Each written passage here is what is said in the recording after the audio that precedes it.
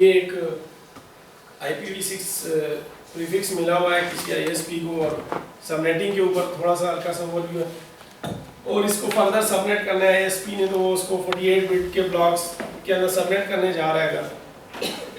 तो कितने मजीद जो है उसके सबनेट्स बनेंगे और कितने ब्लॉक्स बनेंगे, फर्स्ट 4 आपने आइडेंटिफाई करने हैं। तो इसके ये प्योरली बेसिकली जो एप्लिक ने हमें जो पढ़ाया था ये बिल्कुल वही स्लाइड्स हैं, इसके अंदर कोई चेंज नहीं और उनको भी शायद याद हो। तो ये इसके अंदर मैं कोई चेंज नहीं, एज इट इज़ उठा के यहाँ पे इस सेमिनार में पार्ट बनाई है। तो आप उसमें एप्लिक की साइट पे अवेलेबल जो IPv6 की सेमिनार की स्लाइड्स अगर आप डाउनलोड करेंगे तो वो यही होगी सर, सबनेटिंग का पोर्शन।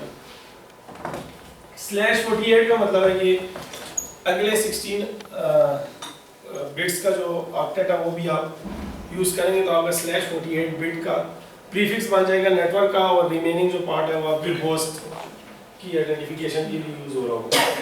अब हमने देखना कि उसमें एड्रेस की रेंज मैक्सिमम कितनी हो सकती है। इसने थोड़ा बहुत ज़्यादा ट्रिकी करके बनाया हुआ है। आप वैसे ही 48 में से 32 माइनस करें तो 16 बच जाता है।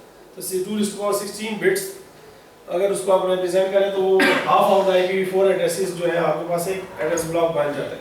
ठीक है, इसमें कोई इशू तो नहीं।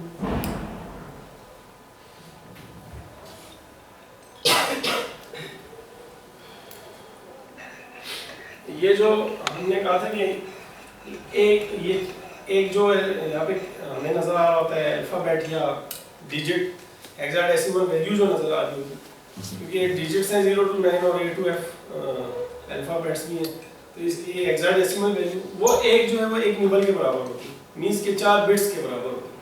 तो ये जो 4 जीरोस हमें ऊपर नजर आ रहे हैं ये एक्चुअल में 16 जीरोस के बराबर है। अगर हम इनको 0 जीरोस को ही एक्चुअली बाइनरी में रिप्रेजेंट करें तो हमारे पास 16 जीरोस बन जाते हैं।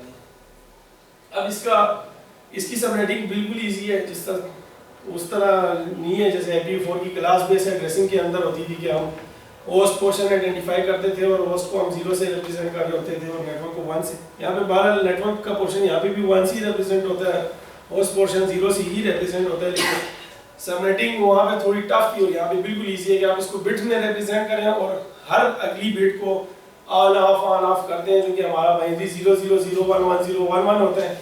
उसके बाद जब मैक्सिमम वैल्यू पहुंच जाती है तो हम दोनों 1 को 0 करके और एक लेफ्ट पे 1 इंक्रीज कर देते हैं। ठीक है, और फिर वही प्रोसेस दोबारा करते हैं और फिर 3 1 हो जाते हैं और फिर तीनों 0।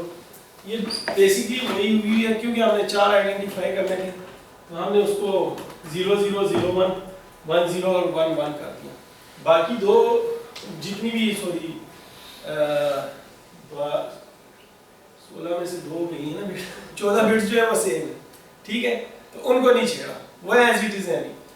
तो मैक्सिमम ये कहाँ तक जा सकती है कि 0 0 0 0 और लास्ट वाला जो उसका सबनेट की आईडी होगी वो होगी FF। ठीक है, और वो सारे एफ भी अगर हम इसमें देखें तो 1 1 1 1 फिर 1 1 1 1 1 1 1 1 इस तरीके से आखिरी वाली निबल भी 1 1 1 1। तो हमने 4 आइडेंटिफाई करनी थी, सो ये 4 सबनेट्स बन गए हमारे पास।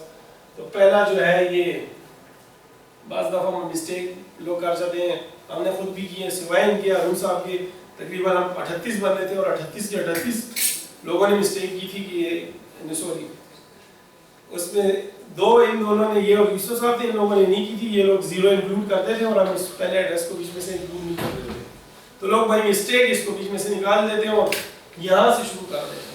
तो इस तरह नहीं होता, पहला एड्रेस भी आपका उसी सबनेट का पार्ट होता है और रिमेनिंग एड्रेसेस भी उसी के पार्ट होते हैं जो कि एक ही नेटवर्क प्रीफिक्स के अंदर लाई कर रहे होते हैं। 48 बिट का प्रीफिक्स है तो ये आपके 4 एड्रेसेस बन जाते हैं जो कि इक्वल टू है 1 2 3 और बाकी सारे 0। तो इसमें ब्रॉडकास्ट नहीं होता ना, इस वजह से 0 भी जो है वो ऑल 1 और वो सारा जो है ना वो इंक्लूड हो रहा है।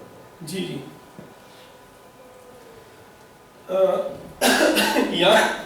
यहाँ तक क्लियर है सर, क्योंकि सबनेटिंग हो कैसे भी है बिल्कुल सिंपल सी है। ठीक है, अगर आप लोगों ने प्रैक्टिस करनी है कभी या किसी को इशू हो रहा है तो इस वाले को आप सबनेट कर सकते हैं, वरना तो हम आगे चलते हैं।